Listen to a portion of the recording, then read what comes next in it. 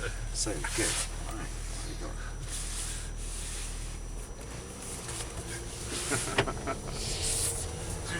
I suppose the question comes if it's like a sports car. Yeah. What do you want anything else for?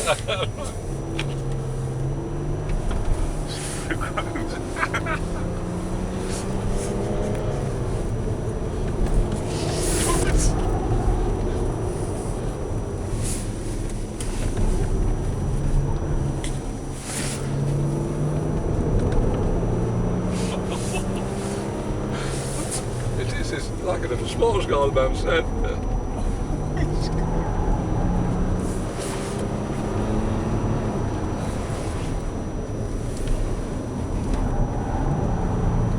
I think he's done this before. So you put in manual here, so we've got a sort of semi-automatic like the PDK.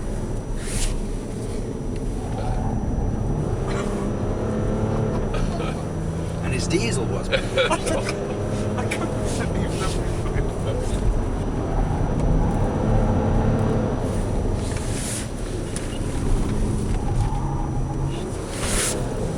Fantastic.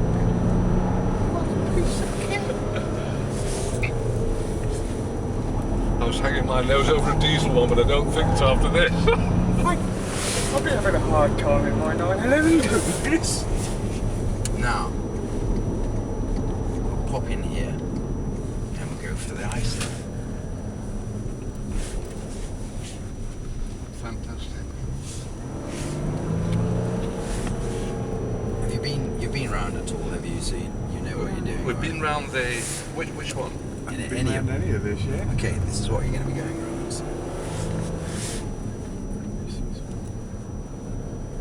So now here, it's what happens is this waterfall comes up, and you pretend it's a snowbank, and then there's another snowbank, and then you're going to miss them all. Okay, so very slippery. But it's four-wheel drive. I mean, this can't go wrong. And then the brakes just keep it dead straight, and away you go. Okay. I won't take you to the low friction because it's just not. It's too grippy at the moment, so it doesn't really do very much, especially on this. So now we get around to the kick plate. And this is the turbo, is it? Yeah, diesel.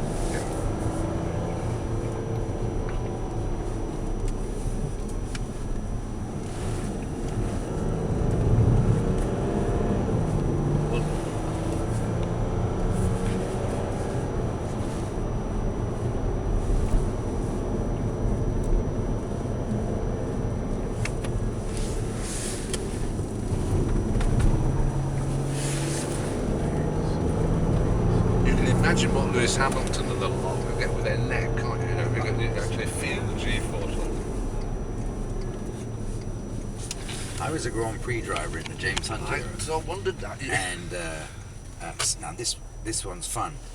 As the rear wheels go over, the kicks either this way or that way. It's just sort of does its own thing, you know. We've done it on the...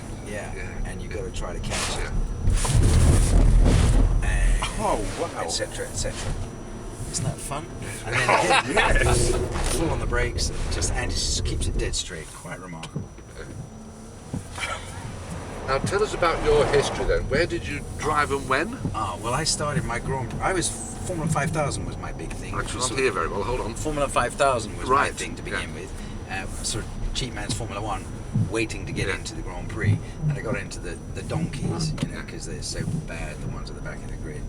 And my first race was in '74 in the Token at the Nürburgring, the old one. The old one. And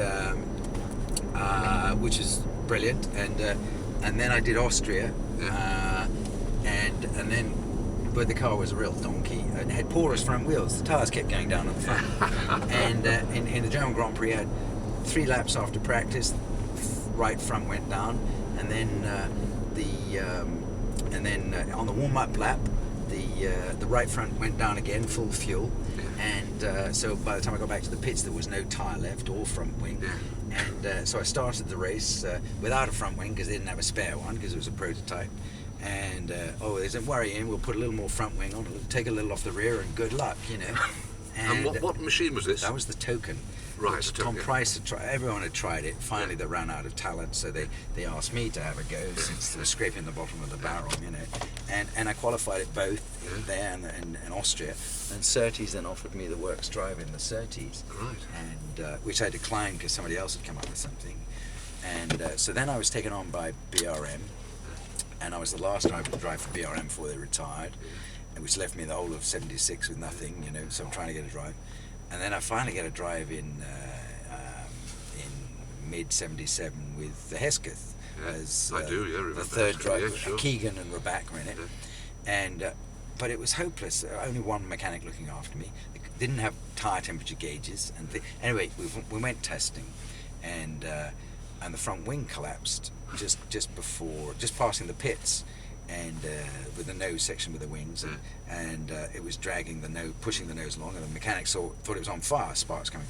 Of course, the first thing I realised is I braked for the first bend, locked up, no downforce, turned in nothing, hit the grass verge, up came the nose cone and wings, just missed the bank, came on in, everyone had a nervous giggle, and fatigue fracture. So everything was fine. Did a great race in Watkins Glen, broke that record, went to Watkins Glen, it was wet, and I went from real problems in practice, 22nd out of 26 to 6th in 18 laps, came onto the pit straight, thought I got 2 flat tyres into the pits, it was the left rear wheel, it was loose, coming, jammed on the spline, 4 laps to take it off, went out behind Reutemann, who was in the second Ferrari, in 4th or 5th it was, and I stayed with him to the end of the race, of course, came in 12, 14, 4 laps down, but good ride up. Went to Mosport Canadian Grand Prix, hour after the start of practice, full fuel, because you had 3 hours on the Friday, 3 hours on the Saturday then, and you don't test, so you go out with full fuel to see what you need, etc. Anyway, there's a hump at the end of the straight, you're doing about 195 over the brow, brake hard, right, left, right past the pits, and I'd just been in to put a little more rear wing on just to settle the rear event, done about 4 laps, and I'd slipstream past Jacques Lafitte up the hill in the Ligier. And as I hit the hump, the whole nose section came up. It just went 2.5 backwards somersault. Jacques went underneath me, said he looked up, and my helmet was already gone. They hadn't done the stitching up on one side, and of course everyone thought it was my head going down there. Anyway, backwards, upside down, over the Armco, hit this 30-foot television stand, righted itself and buried itself 10 inches into the ground. Feet got punched through the front of the monocoque, crushed this into 13 and that into 5, up to my knees. The gear lever shattered this, went through that bone sticking out here. Took him 45 minutes to cut me out. Fittipaldi was there with his surgeon. Jochen Mass was there. Mike Wiles was there behind me. And that was it, really. So went back 6 months later, beginning of April, and they wouldn't let me race, said I was still too weak. Surgeons, I had a letter from my surgeon, and you fill dead men's shoes in that thing, and so somebody jumped into my seat, and I'd met this TWA stewardess just before I went to America, and anyway, when she came with me to Long Beach and they wouldn't let me race, went back to her place in New York, and after about a week she said, "What are you going to do?" I said, "Well, I don't know really." So she said, "Why don't you learn to fly or something?" And went off in a huff shopping, you know. So I did, got my private in 7 weeks, and I was an instructor by the end, and I was into Learjets and gone and did that for 15 years. But after 8 years, Emerson had been retired, got back into racing in the Indy cars, and I saw him up in New York. He said, "Ian, you'll love this. It's just like Formula 5000 was with these Indy cars, you know." And so anyway, we got in, and I did really well in the first race around the houses at Miami, and the car broke about halfway through, so that was it. Trying to get in then, big sponsorship was required, big this, big that, and so on. But anyway, I'm now back. I've just bought this F1 car, old F1 car for 61, to open everyone's eyes. It went really well last year, went to Goodwood as well, and so on, and so now I've got lots of drives for this year, so I'm thrilled to bits. Look after yourself.